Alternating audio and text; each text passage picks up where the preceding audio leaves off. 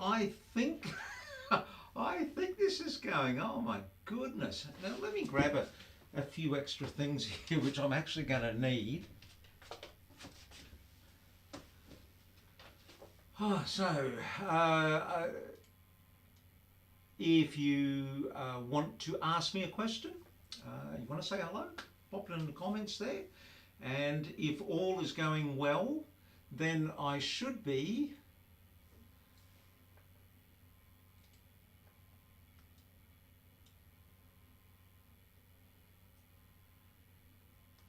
able to see them.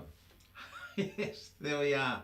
So, okay, what's been happening this week? It's been another busy week, and like everything happened so fast. That example there of that technology changing, I can't believe the advances where we've come in 6 months. It's like it's like with green energy, with battery power. It is going to be amazing what is going to happen in the coming years when money gets put into it. And this is what is happening with this video technology, streaming technology. Money is being put into it now due to COVID, and the advances are coming really, really fast. Hey, Heather Smith, how are you going there? Terrific. All right, so, actually I'm going to show you this little piece of technology that I'm using here on my phone at the end.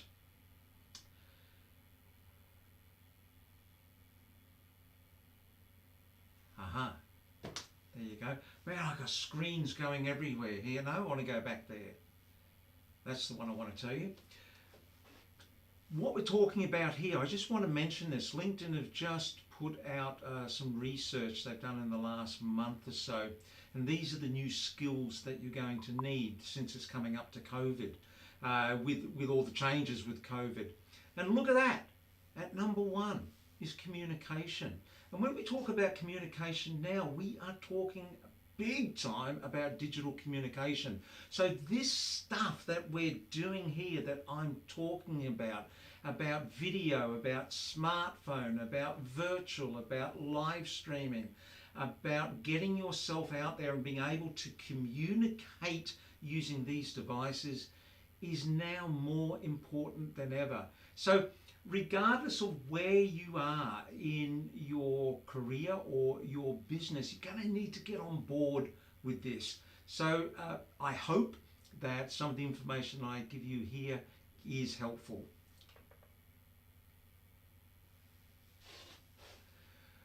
I want to answer this question, and this came in from Gregory Robinson over on LinkedIn, and he wanted to know what is the simplest way to format or a method to create a whole content plan, so almost like a month's worth of content, and so he can post a single video every day or every weekday for 30 days. Oh boy, that is a big answer. There is no easy way to do this. If anybody thinks that video is easy, yet it's not. It is easier now than it has ever been, but there are a lot of moving parts in video. And over the years, it is going to get more streamlined. But to create decent content, good content, requires effort. However, there are ways that you can streamline that. And I'm just going to go through what I think. Now, this might not be the best way. It might not be the way that suits your particular needs, but it is an easy way to create content, and you can do it pretty fast, and I'm going to show you how you can pretty much do it for zero cost as well. Hey Heather, so any suggestions on for converting Zoom into high quality video? Yet you'll get some ideas out of what I'm talking about here today. One of the things with Zoom is that they compress everything down to enable you to live stream. But if you're using software like I'm using now, which is Ecamm, or maybe so Ecamm is for Mac, but if you were using Manicam, or one of the alternatives which is out there for PC, is you can actually record at the same time a high quality video to your desktop. But I'm going to show you some examples of ways that you can do that as I go through and talk about this. So this whole principle I want to mention now is all about recording once, delivering often. I am a member of an organisation, a group, I don't know what to call it, a school. It's Thought Leaders Business School. And one of the things that Matt Church and Pete Cook, one of their high level concepts is to think once, deliver often. And what they mean by that is like spend your time creating your IP, your intellectual property, your content. But when you're thinking about it, think about how it can be delivered. So that could be maybe from the stage, it could be in a video, it could be in a way of facilitating a group, it could be a way of coaching people. And you put it down in this process so that you can deliver it in all these forms very, very easily. Well, I've taken that thinking and I've applied it to the way that I create video now. So it's think once and it's deliver often. LinkedIn Using, if you record locally, it's high def, but you only get your camera. It's I'll have to look into that. And exactly what we're talking about before is these things are working 1 month and the next month it all changes. So I'm trying to keep across the platforms here and be a bit of a filter and get this information to you. Oh, oh, can you turn your level up? It's a bit hard to hear you. Haven't I used the microphone? Oh my goodness. You have no idea the rushing I had to do to try to get this going at 9 o'clock today. Yes, sound recording 101. Put your microphone in position. That should be better. Oh, all right. So where are we? So record once, deliver often. So how can you do that? All right.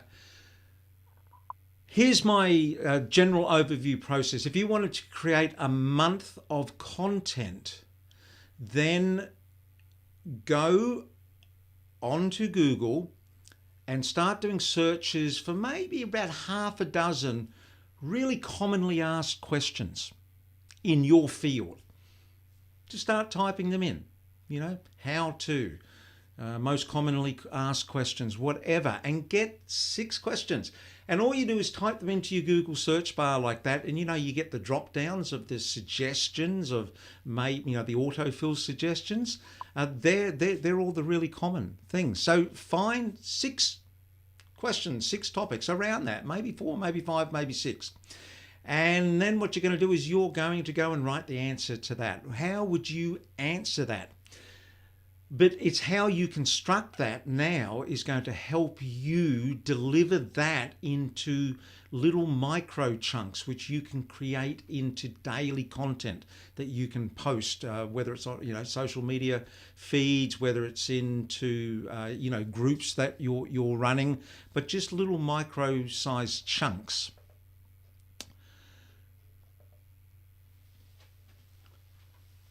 Then once you've done that, you're going to, so I'm building all this into a new course that I'm going to be putting out. It's called Video My Training. So whether, if you teach something, if you train something, if you want to digitize that and put it into online content, that's into an online course. That's a great idea.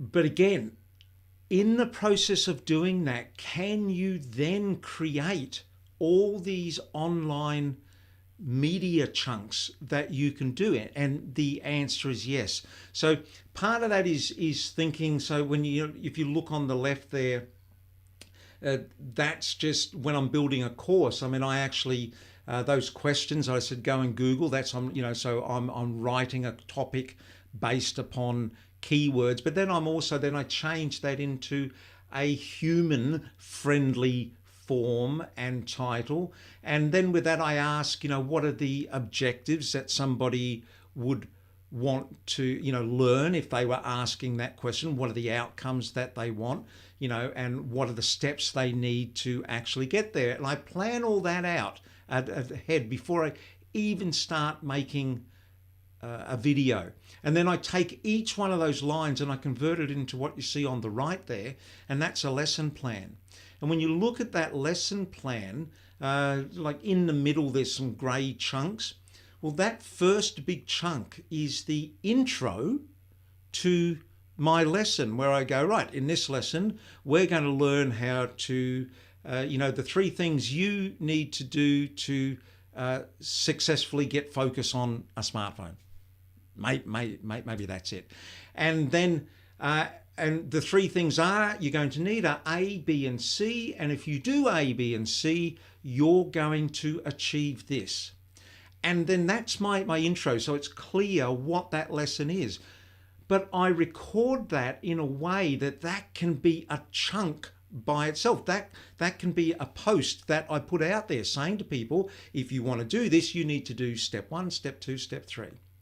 And then as I'm actually recording that, I then leave a little gap at the end, just a pause, like a breath, 1 or 2 seconds. And that gives me a cut point so I can cut in and cut out. And then if you look down below, you'll see 3 darker grey sections. And what they are is that's point 1, then the next one is point 2, the next one is point 3, the 3 points that I highlighted in the introduction. But in each of those, I introduce that in a way that makes it a little self-contained package. So I go, so in point 1, what you need to do is you need to go into your settings and look for this particular feature.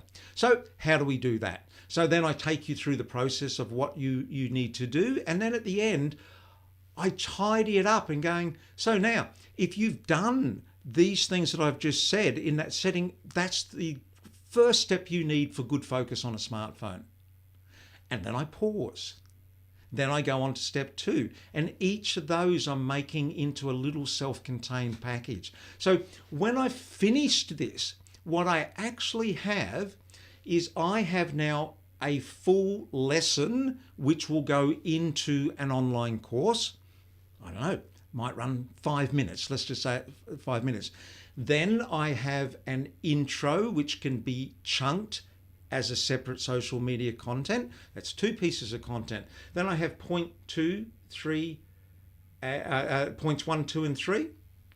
Then I now have 5 pieces of content that I've created. Then you can go on. You can then take each of those and you can create sound cards out of them. And sound cards, there's software apps that do this for you. You put your video in there, and what it does is it takes it, you can select a screenshot and, dress it up with a few graphics, but it's just a static, and all it has is your voice and a little waveform monitor going.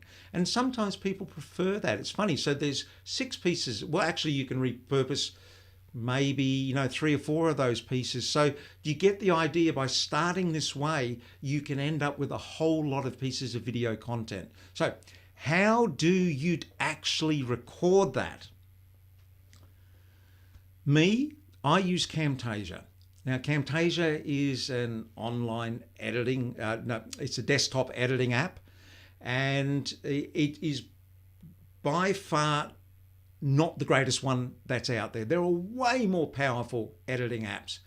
It's a middle of the range one, but for creating courses, for creating content, for creating 9 out of 10 things I want for business, it is fantastic because it is so much faster than these big, powerful programs. However, I'm not here to sell you Camtasia. I am just going to give you some different options.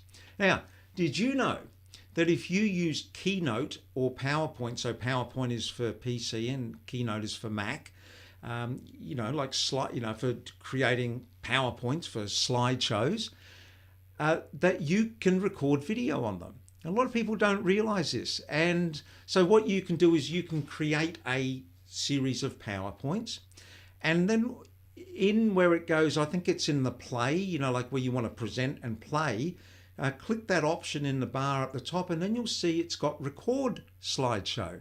And if you click on record slideshow, a little control bar comes up with stop, play, record, fast forward, all the a few different features, and you can just go in and click record and advance through your slides just by clicking the key and talk through the slideshow. Hit stop, it records a video. So immediately you have a good quality video, which is with your voice speaking over the top as a voiceover. And I've been on so many courses where that is the content that they give you.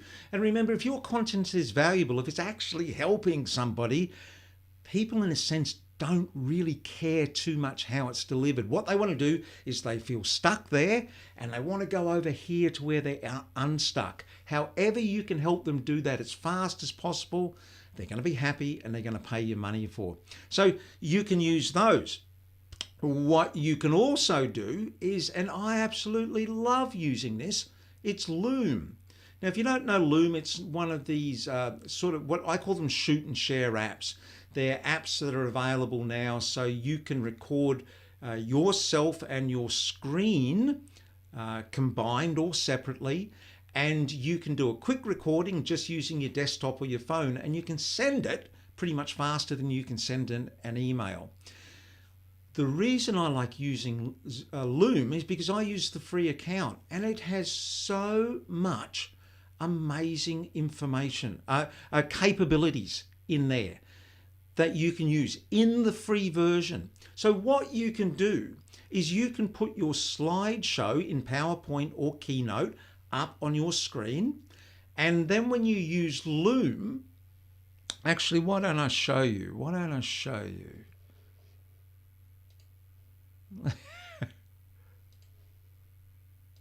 Move a few of those down. I'm just going to go into share my screen here.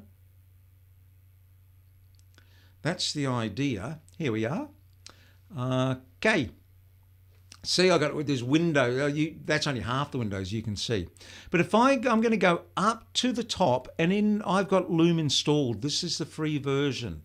I click on it, and this little bar drops down, opens up, and it's asked me if I want to select my camera and my screen, or my screen only, or my camera only. If I select camera and screen, this one on the top left, you'll see down the bottom here, let me go back. I've got the system, because I've got so many different programs open here, it's struggling a little bit here. We'll see if we can make this happen. It's wondering, it's going, hang on, you've got so many cameras open here. But here's me in a window, and I can make this bigger. And I could say, put this up here where I'm talking to people. And you could have your Keynote open down here, and you just hit start recording. It's going to ask me which. I've got a couple of desktops, a couple of monitors open here. Wow, this is going slow because I've got Ecamm open, I've got Restream open, and now I've got Loom open, and it's going, what the heck is going on here? This might not even do it. It should do. But what will come up with 3, 2, 1. You get a countdown on the screen, and it tells you that you're recording, and you can just record the video. So it's recording you in that window, and it's recording your screen. Now it's not going to do it. It's having conniptions. I'm just going to, actually, I might not be able to even stop that.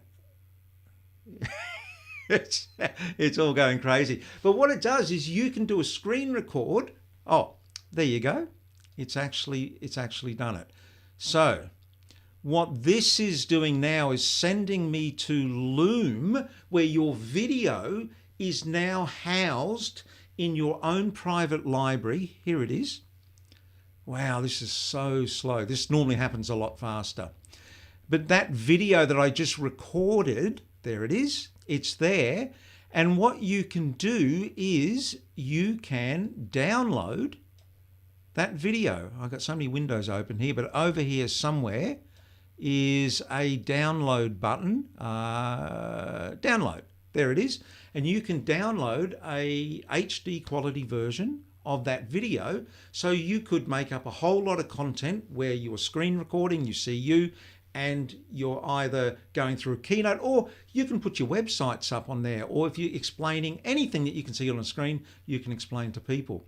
So that's one way that you can do it. I'm going to get out of that because that's, see if I go back to my studio version here, what I call my studio version. There we go. So that you can do that with Loom. And there's others, there's Bonjoro, there's BombBomb, there's Vidyard, there's a whole lot. I've just set it on Loom. There's a lot of things I like about it, particularly for the free version. So how else can you record? You could maybe try something like Prezi Video. Prezi is been around for years. It's an alternative to PowerPoint. It's a more dynamic way that you can create an interactive PowerPoint rather than just changing slides. It sort of zooms in and out of big pictures, and go and have a look. But they've got video now, and they've got a free account as well. But what it does is when you're sitting there, it puts images, superimposes your text and points that you would put on a PowerPoint. It superimposes them in front of you, and you get a video recording out of there. You can do it live, or you can do a video recording. So that's available. There is also a one called, this is fairly new, and the name is called That's the name. So what does, it's like Prezi, but instead of putting the images in front of you, it puts the images behind you. So it's almost like it works on a green screen process. But it looks, I haven't used it yet. It looks really quite good, but it enables you to move yourself into, from a big person to a little person to a sort of superimposed person who can interact with graphics and things that you've got on the screen. Again, this is all moving so fast. It's pretty exciting the way that it's going. So that's a couple of ways that you can use that. And that is, you end up with all that content. Well, actually, let me just... So you've created all those little micro chunks of content. So if you start off with maybe 5 questions that you've Google searched for and gone down and recorded one longer video that you can then chunk down, there you go. You've got basically a month's worth of content that you can post. If you want to start doing more edited videos, it takes you time. And I'll tell you what takes the time in doing those. It's scripting. It's scripting and getting your thinking clear, to get clarity, to get that message to people in the shortest amount of time. You know, the editing, everything takes time, but it's actually the thinking. And as you see, you know, as doing live here, I'm sort of rambling off here and, you know, like trying to keep all this together, keep the technology together. But if I was showing this to you in a recorded video, everything I've done so far, I would have probably done in maybe 3 or 4 minutes. And, you know, that's the power of video. And that this is the power of virtual, in that, you know, we can have a bit of a conversation, but we both have to turn up here at the same time to be here, to have this conversation. I just want to mention this. I've been trialing different streaming software over the last couple of months. I started off with Switcher Studio, and I've gone away from using that now. It had problems. I keep everything in a Mac and iPhone ecosphere. So I'm talking to you now on 2 smartphones up here, which is onto my Mac desktop. And I have another MacBook Air down there, which I can use if I want, but I can travel. And I've been looking at getting this Elgato Stream Deck. And if you don't know what an Elgato Stream Deck is, It's essentially a little, like a studio switcher. You know, like you see in TV, big studio switches, and they go, you know, ready, take one, take camera one, and now we go to camera 3, and now we go to the sports results. And you know, there's like a big panel, and they're punching buttons and moving levers. That's called a switching desk. You can now get these little tiny ones you can plug into your computer. They're absolutely brilliant. I didn't want to get one because I didn't want that extra piece of technology, because when we come out of COVID and we actually get back and start traveling again, I don't want to carry an extra thing. That's, oh gosh, I try to do everything on my smartphone. And this has been out for a while, but I've only become aware of it. I don't know why it's taken me so long to become aware of it, but you can use this Elgato Stream Deck, this little switcher, in a smartphone version. And it's for iOS and Android. And I got it in the last couple of days, and I'm using it now. And I got to tell you, it is absolutely brilliant. It means I can have the switcher on my phone, so when I go traveling, it means I don't have to carry anything else. And how they work is very, very simple. So what all it is these keys, little buttons. You can program it to do anything that your computer will do. It doesn't have to be video. It doesn't have to be slideshow. It just works on keystrokes. You know, if there's anything that you click, there's normally a series of keystrokes or commands you can put together on your keyboard. It simply works by you nominating the program you want the keystrokes to work on, and then putting the keystrokes in and assigning them to a button, and you can put different pictures on there.